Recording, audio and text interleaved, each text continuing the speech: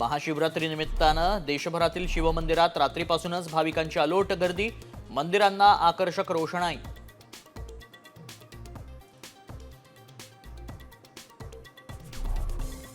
अपात्र लाडक्या बहिणींची संख्या 50 लाखांच्या घरात जाण्याची शक्यता, राज्य सरकारकडून कठोर पावले उचलली जाणार, 1620 कोटींची बचतीचं ही लक्ष्य।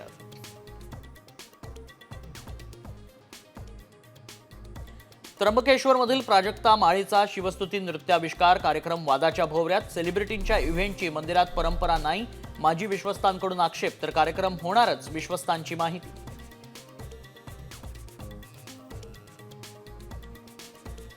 राज्यात शिंदे सरकार पाहिजे होतं, सर्व आरोपींना आत टाकलं असतं, मनोज जरांगेंचं मोठं वक्तव्य, देवेंद्र फडणवीसांवर नाराजी।